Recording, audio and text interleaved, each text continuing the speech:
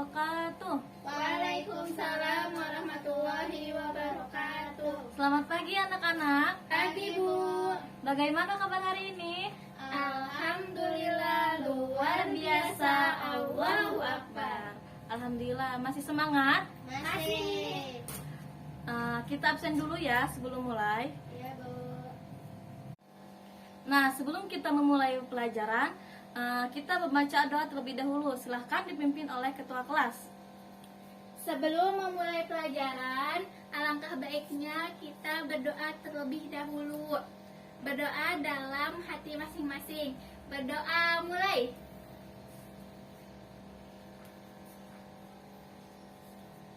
Berdoa selesai.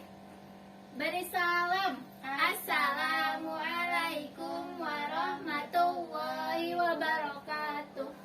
Alhamdulillah.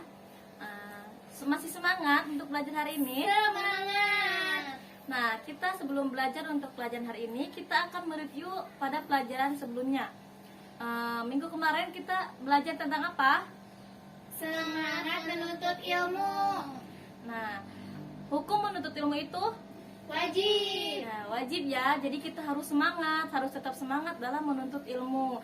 Karena hukum menuntut ilmu itu wajib bagi setiap Muslim. Kita lanjut aja ya. Untuk pertemuan kali ini kita akan membahas tentang apa? Ada yang tahu? Enggak. Kita akan membahas tentang sumber-sumber hukum dalam Islam. Nah, anak-anak ada yang tahu sumber hukum Islam itu ada berapa? Enggak tahu Bu. Sumber hukum Islam itu ada 4. Yang pertama Al-Quran, yang kedua ada hadis, yang ketiga ada ijtihad, dan yang keempat ada hukum takhlifi. Coba diulang, yang pertama ada Al-Quran. yang kedua, Hadis. yang ketiga, Ijtihad. yang keempat. Hukum tahlifi. Pintar. Jadi hukum dalam Islam itu ada 4. Yang pertama ada Al-Quran, yang kedua ada hadis, yang ketiga ada ijtihad, dan yang keempat ada hukum takhlifi. Nah, kita akan menjelaskan satu persatu ya. Al-Quran, di sini kita akan menjelaskan tentang sumber hukum Islam yang pertama, di mana di sini ada Al-Quran. Al-Quran menurut bahasa yaitu bacaan. Sedangkan menurut istilah yaitu kalam Allah Subhanahu wa taala yang mana diturunkan kepada Nabi Muhammad SAW melalui malaikat Jibril dan menjadikannya pedoman bagi umat manusia. Terutama bagi umat muslim.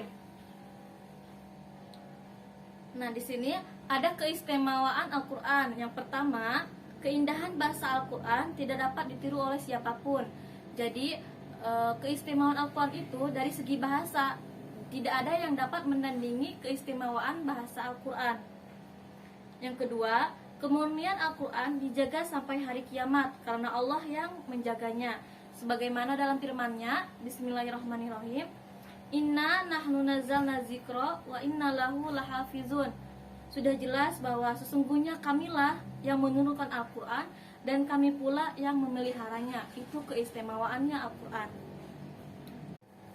Nah, ketiga itu, Al-Quran merupakan mukjizat Nabi Muhammad SAW yang terbesar, di mana banyak sekali mukjizat Nabi Muhammad SAW, tetapi yang paling besar itu mukjizatnya Al-Quran ketika diturunkannya Al-Quran. Dan keempat, membaca Al-Quran termasuk ibadah. Makanya kita selaku umat muslim harus berbahagia, harus merasa istimewa, karena ketika kita membaca Al-Quran, satu huruf itu sudah termasuk menjadi ibadah untuk kita semua. Bahkan pahalanya tuh bisa berlipat-lipat ganda. Anak-anak suka membaca Al-Quran? Suka. Kadang-kadang. Alhamdulillah. Di ini ya, istiqomah ya dalam membaca Al-Qur'annya. Iya Bu. Nah, di sini ada kedudukan Al-Qur'an. Di sini sudah jelas bahwa kedudukan Al-Qur'an sebagai sumber utama dalam hukum Islam.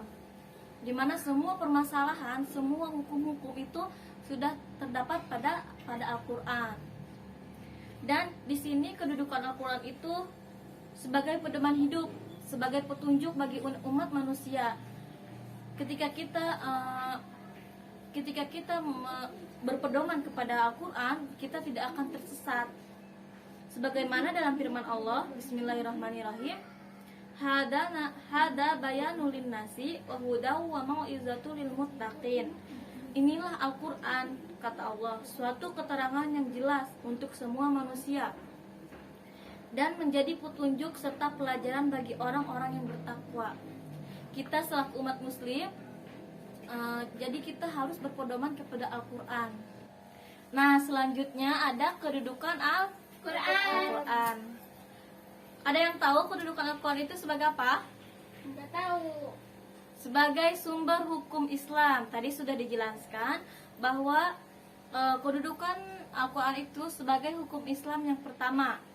Dan kedudukan Al-Quran ini sebagai pedoman umat manusia. Sebagaimana dalam firman Allah, Bismillahirrahmanirrahim, hada bayanul linnasi wa hudaw wa mau'izatul lil muttaqin. Sudah jelas bahwa inilah Al-Quran, suatu keterangan yang jelas untuk semua manusia dan menjadi pertunjukan serta pelajaran bagi orang-orang yang bertakwa. Itu sebagai pedoman hidup manusia. Nah, sumber hukum Islam yang kedua itu ada apa? Hadis. Tadi kan sumber hukum Islam yang pertama itu Al-Quran. Kita akan menjelaskan sumber hukum Islam yang kedua, yaitu hadis. Nah, hadis ini, pengertian hadis ini yaitu segala sesuatu yang dinisbatkan kepada Nabi Muhammad SAW, baik itu berupa ucapannya, berupa perbuatannya, maupun ketetapannya, itu yang dinamakan hadis. Nah, di sini ada pembagian hadis. Yang pertama ada qauliyah, di mana hadis qauliyah ini yang didasarkan pada ucapan-ucapan Nabi. Yang kedua ada fi'liyah, yang mana didasarkan pada perbuatan Nabi. Dan yang ketiga ada takririyah, yang didasarkan pada persetujuan Nabi. Tadi ada berapa pembagian hadis? 3. Yang pertama ada Hadis qauliyah, yang didasarkan pada. perkataan Nabi. Nah, ada juga yang kedua ada Hadis fi'liyah, hadis fi'liyah yang didasarkan pada apa? perbuatan Nabi. Dan yang terakhir ada Hadis takririyah, hadis takririyah ini didasarkan pada apa? persetujuan atau ketetapan Nabi. Nah, jadi harus diingat ya bahwa pembagian hadis itu ada 3. Yang pertama ada hadis qauliyah yang ditetapkan pada perkataan-perkataan Nabi. Yang kedua ada hadis fi'liyah yang ditetapkan pada perbuatan Nabi. Dan yang ketiga ada hadis takririyah yang didasarkan pada ketetapan atau persetujuan Nabi. Selanjutnya ada kedudukan hadis, di mana di sini yang pertama itu sumber hukum Islam yang kedua. Tadi sudah jelas bahwa sumber hukum Islam yang pertama itu ada Al-Quran. Nah, yang kedua ini ada hadis. Hadis ini sebagai sumber hukum Islam yang kedua. Yang kedua itu kedudukannya sebagai penjelas terhadap ayat-ayat Al-Quran yang bersifat umum.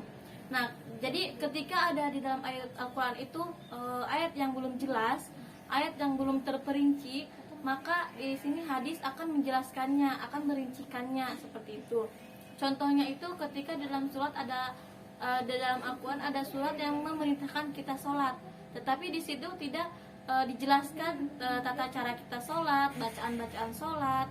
Nah, maka hadis ini fungsinya untuk menjelaskan, untuk merincikan, untuk memberitahu kepada kita bahwa gerakan-gerakan sholat, bacaan-bacaan sholat itu kedudukan hadis yang kedua sebagai penjelas terhadap ayat Al-Quran. Yang ketiga itu sebagai pembatas hukum yang terdapat di dalam Al-Quran. Dan yang keempat itu menetapkan hukum-hukum yang tidak terdapat dalam Al-Quran. Itu kedudukan hadis. Nah, di sini ada pembagian hadis. Pembagian hadis di sini ada 2. Yang pertama hadis berdasarkan kualitas, dan yang kedua hadis berdasarkan jumlah perawi. Nah, yang tadi ada berapa pembagian hadis? 2. 2. Yang pertama berdasarkan apa? Jumlah perawi. Yang kedua Kualitas hadis. Dicatat ya, bahwa pembagian hadis di sini ada 2. Yang pertama berdasarkan kualitas, dan yang kedua berdasarkan jumlah perawi. Nah, di sini juga terbagi lagi bahwa berdasarkan kualitas ini ada hadis sahih, hadis hasan, hadis dhaif, dan hadis maudhu. Hadis hasan ini hadis yang sanadnya terpercaya, yang sudah kuat. Ini disebut hadis sahih. Sedangkan hadis hasan ini dari segi hafalan perawinya ini tidak seperti hadis hasan perawinya, itu makanya disebut hadis hasan. Sedangkan hadis dhaif ini hadis yang lemah, di mana para perawinya ini hafalannya masih kurang dari hadis hasan, dari hadis sahih, makanya hadis ini disebut hadis dhaif. Dan yang ketiga ada hadis, dan keempat ada hadis maudhu, di mana hadis disebut hadis palsu, merupakan buatan orang semata. Nah, hadis berdasarkan kualitas ini ada berapa? Ada 4. Yang pertama hadis Sahih. yang kedua hadis, Hasan. yang ketiga hadis, Dhaif. dan yang keempat hadis. Maudhu. Sedangkan berdasarkan jumlah perawinya ada dua. Yang pertama hadis mutawatir dan kedua hadis ahad. Sudah dibaca ya? Ya, Bu. Bahwa hadis mutawatir itu hadis yang banyak, Banyak perawinya. ya, banyak sanadnya dan kualitasnya itu Tinggi. dan mereka tidak akan mungkin berdusta atas nama Nabi Muhammad SAW. Itu hadis mutawatir. Sedangkan hadis ahad, hadis yang diriwayatkan oleh berapa orang? Satu. Makanya disebut hadis ahad. Nah, sudah paham sumber hukum yang pertama dan yang kedua? Sudah, Bu. Yang pertama ada Al-Quran. yang kedua ada Hadis. hadis. Lanjut ke yang ketiga. Lanjut, Bu. Yang ketiga ada apa tadi? Ada Istihad. Nah, jangan lupa ya bahwa sumber hukum Islam itu yang pertama Al-Quran. yang kedua, Hadis. yang ketiga, Istihad. dan yang keempat Hukum hukum taklif. takhlifi. Dicatat ya biar nggak lupa. Ya, Bu. Nah, di sini ada sumber hukum yang ketiga yaitu ijtihad. Pengertian ijtihad ini sebuah usaha yang sungguh-sungguh di mana untuk memutuskan suatu perkara yang tidak dibahas dalam Al-Quran dan hadis dengan syarat menggunakan akal sehat dan pertimbangan matang dan tidak bertentangan dengan Al-Quran dan hadis tersebut. Jadi di sini seperti kayak perkumpulan para mujtahid, para ulama untuk menentukan suatu hukum tertentu. Tujuannya ini untuk memenuhi keperluan umat manusia akan pegangan hidup dalam beribadah kepada Allah di suatu tempat dan waktu tertentu. Itu tujuan ijtihad. Kedudukannya ini tadi sudah dijelaskan bahwa sebagai sumber hukum Islam yang ketiga. Nah, di sini ada jenis-jenis ijtihad. Ada yang tahu ada berapa? Enggak. Nah, di sini ada ijma, ada qiyas, ada istisan, ada marsalat mursalah, ada istisab, dan ada urf. Kita akan menjelaskan satu persatu secara ringkasnya saja. Kita lanjut kepada sumber hukum Islam yang keempat, yaitu ada Hukum takhlifi. Nah, sumber hukum Islam yang keempat itu ada hukum takhlifi. Kita tadi sudah menjelaskan adanya sumber hukum Islam. Yang pertama ada Al-Quran, yang kedua ada hadis, yang ketiga ada ijtihad, dan yang keempat sekarang itu Hukum takhlifi. nah, hukum takhlifi. Hukum takhlifi di sini secara bahasa yaitu hukum pemberian beban. Sedangkan menurut istilah ketentuan Allah Subhanahu wa taala yang dimana menuntut mukhalaf. Mukhalaf itu orang-orang muslim yang sudah balik berakal, itu mukhalaf, untuk melakukan atau meninggalkan suatu perbuatan atau berbentuk pilihan untuk melakukan atau meninggalkan suatu perbuatan tersebut. Jadi hukum takhlifi ini hukum yang diperintahkan kepada orang-orang mukhalaf di mana mereka diberi pilihan meninggalkannya atau melakukannya. Nah, di sini pembagian hukum takhlifi ini yang pertama ada fardu. Fardu di sini ini tuntutan syara. Jadi fardu ini ketika kita melaksanakannya kita akan mendapatkan pahala, dan ketika kita meninggalkannya kita akan mendapat dosa. Itu pengertian dari fardu. Fardu di sini dibagi menjadi dua. Yang pertama ada fardu apa? Fardu ain. Nah, yang pertama ada fardu ain, di mana fardu ain tersebut itu perbuatan yang harus dikerjakan oleh setiap orang mukallaf. Jadi untuk berorang, kewajiban untuk diri sendiri itu fardu ain. Contohnya itu ketika kita melaksanakan sholat 5 waktu, itu hukumnya fardu ain. Dan yang kedua ada fardu kifayah.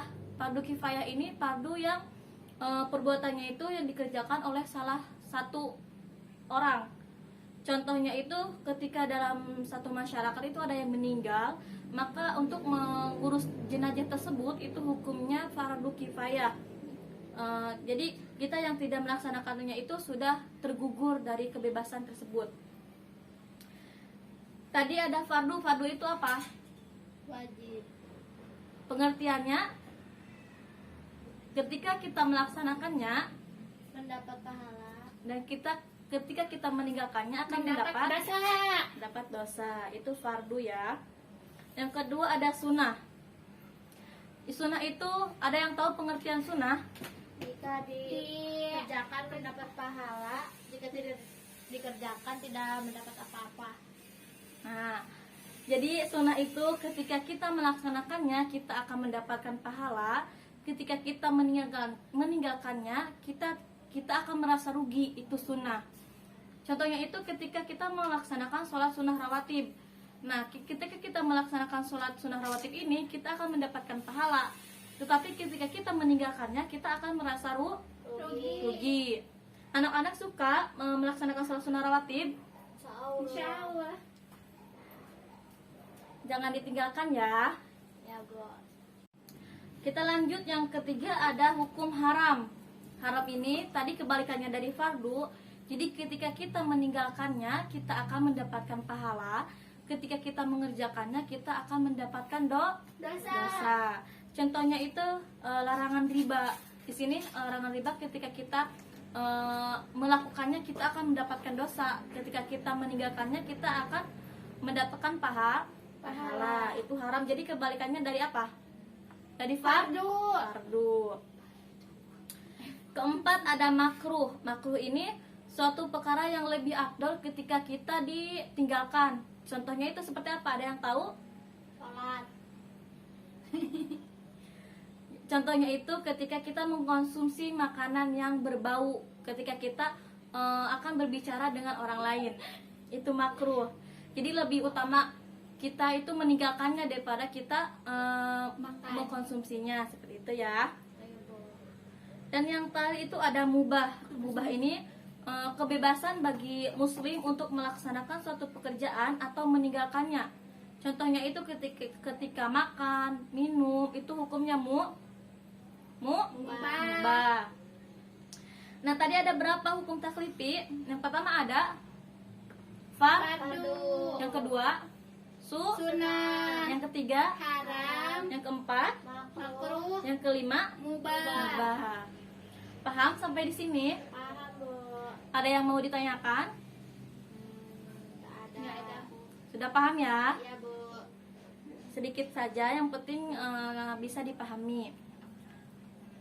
Untuk pertemuan kali ini mungkin penjelasannya yang sampai di sini. Mohon maaf jika ibu banyak salah, banyak kekurangannya. Kita akhiri aja dengan pembacaan hamdalah.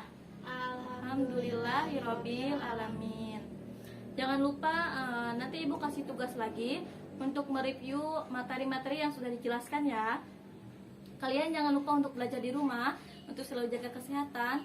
Kurang dan lebihnya mohon maaf. Wallahul muwaffiq ila aqwamit thoriq. Wassalamualaikum warahmatullahi wabarakatuh. Waalaikumsalam warahmatullahi wabarakatuh.